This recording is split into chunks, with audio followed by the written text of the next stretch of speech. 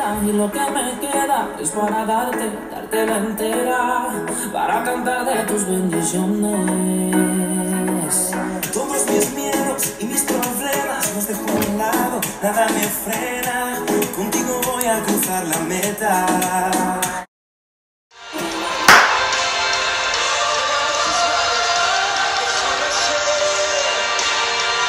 Que yo soy su hijo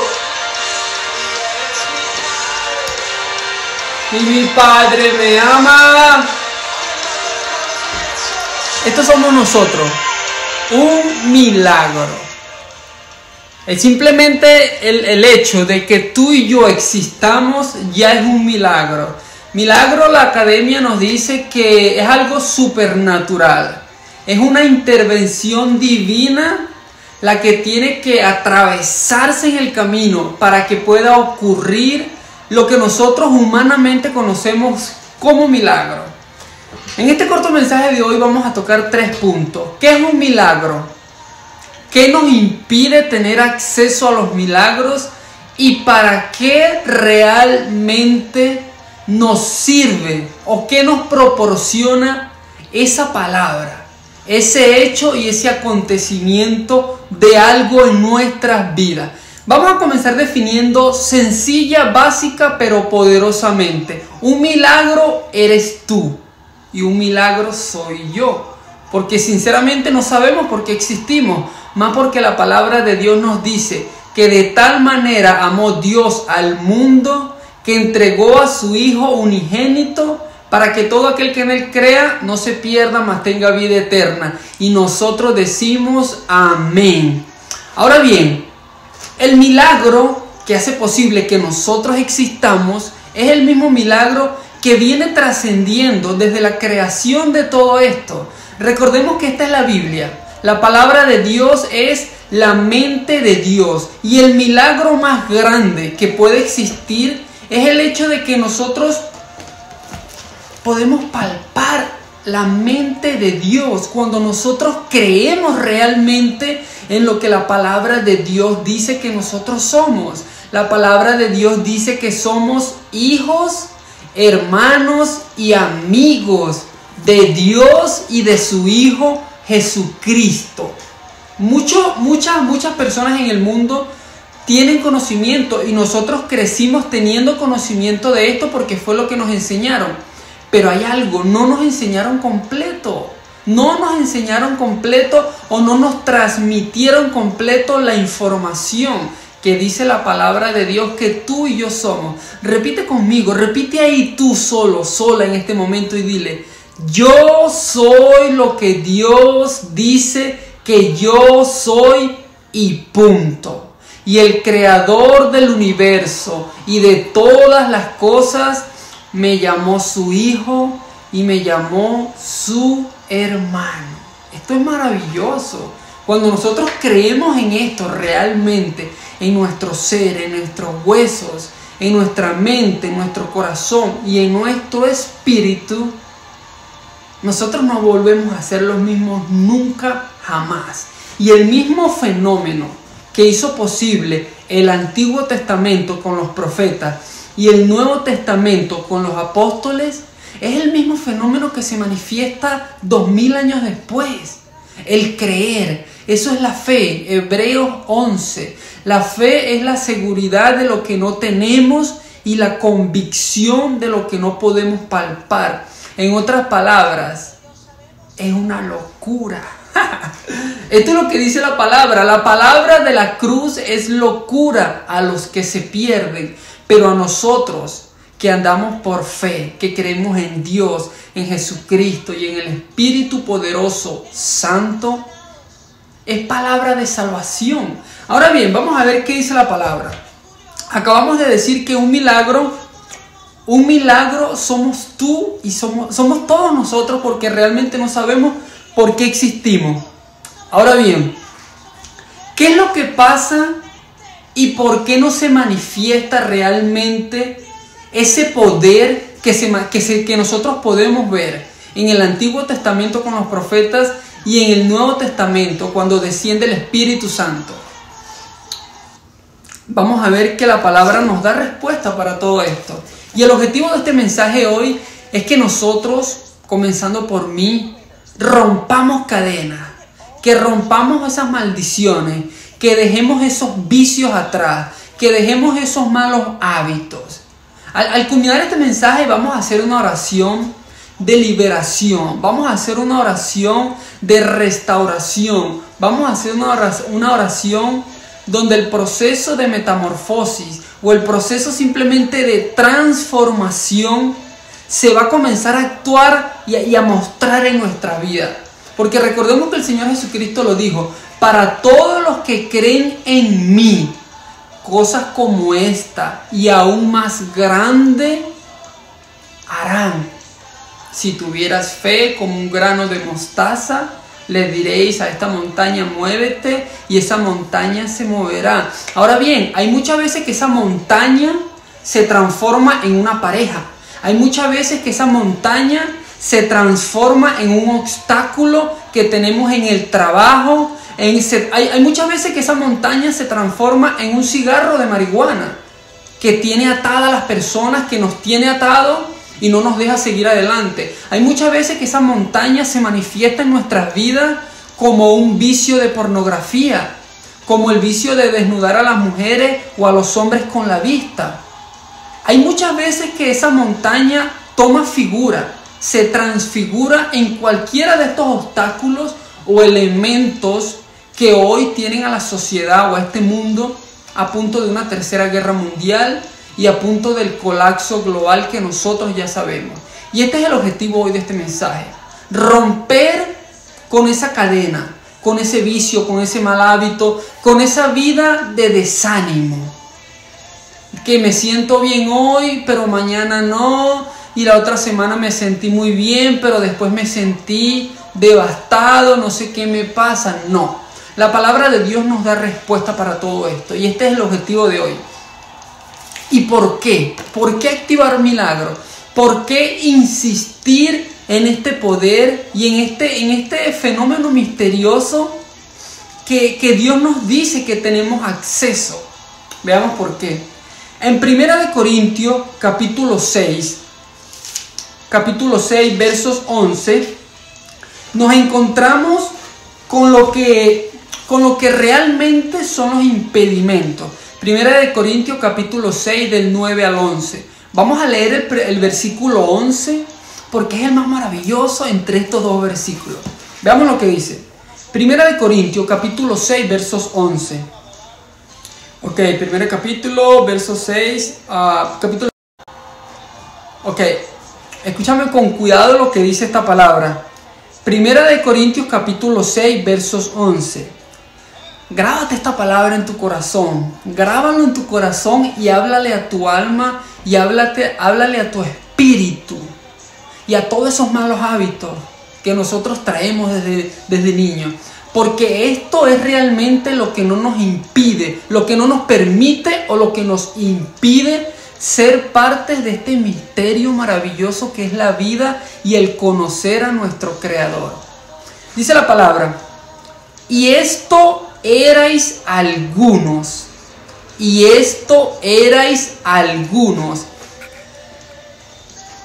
y esto erais algunos, mas ya habéis sido lavados, ya habéis sido santificados, ya habéis sido justificados en el nombre del Señor Jesús y por el Espíritu de nuestro Dios. Esta es la segunda parte de 1 Corintios capítulo 6 versos 9 al 11. Acabamos de leer que simplemente hay una razón fundamental por la que no debemos de tener miedo a marcar un antes y a marcar un después en nuestra vida. Vamos a leerlo de nuevo. Y esto erais algunos, mas ya habéis sido lavados. O sea que estos somos todos. Por eso yo siempre comparto, a donde quiera que voy, somos una escuela de ex. Por eso no hay que tener miedo a ser diferente o a marcar un impacto en nuestras vidas. Ahora vamos a ver a qué se refiere la palabra cuando dice que esto erais algunos. capítulo 6, versos 9. ¿No sabéis que los injustos no heredarán el reino de Dios? No erréis, ni los fornicarios, ni los idólatras, ni los adúlteros, ni los afeminados, ni los que se echan con varones, ni los ladrones, ni los ávaros, ni los borrachos, ni los maldicientes, ni los estafadores heredarán el reino de Dios. Esto es tremendo, porque nos damos de cuenta que esto es lo que de una u otra forma somos cada uno de nosotros o fuimos. Y nuevamente la parte más hermosa. Y esto erais algunos, mas ya habéis sido lavados, ya habéis sido santificados, ya habéis sido justificados en el nombre del Señor Jesús y por el Espíritu de Dios. Esto es sin duda alguna lo que a nosotros como creyentes no nos permite, no nos deja penetrar esa dimensión espiritual donde podemos tener acceso a la manifestación de Dios en nuestra vida. Entonces, muchos cuando comenzamos a hablar de milagros, debemos entender que el hecho simplemente de que nosotros existamos ya es un milagro, pero que para tener acceso a las cosas que nosotros tenemos a las cosas que nosotros vemos en la Biblia, hay una serie de parámetros. Tenemos que ser conscientes y ser sinceros con nosotros mismos, porque nada en esta vida es gratis. El mismo Señor Jesucristo tuvo que entregarse a sí mismo para poder darnos vida a nosotros y que Dios no destruyera la tierra como cuando Sodoma y Gomorra o como cuando el arca de Noé. Entonces, bien, antes de que pongas un pretexto, tú que estás allá, antes que pongas un pretexto, ya acabamos de leer lo que la palabra de Dios nos dice que nos impide. Entonces, en este momento yo simplemente te invito a que tú comiences a razonar contigo mismo y te hables y te digas, ¿qué es lo que realmente me está impidiendo a mí a ver una vida mejor, a conseguir un mejor trabajo, a viajar a ese país, a Europa, a China, a Occidente, a Oriente, a Estados Unidos? ¿Qué es lo que realmente me está impidiendo alcanzar esa pareja que yo quiero alcanzar? Ese vehículo, ese coche, esa casa que yo quiero tener de mis sueños. ¿Qué es realmente eso que nosotros tenemos dentro que no nos está permitiendo alcanzar y tener acceso a esta dimensión maravillosa de la plenitud de Dios? Porque recordemos que la palabra dice, Dios nos creó a su imagen y semejanza. Y esto pues parece muy sencillo, ¿verdad? Sí, pues Dios a la imagen y semejanza. Pero la palabra también dice, 1 Corintios 2:16, que nosotros tenemos la mente de nuestro Señor Jesucristo. Y si tú te pones a ver, nos vamos un poco atrás de la historia, desde los imperios babilónico, persa, menopersia, el imperio romano, hasta llegar a Hitler.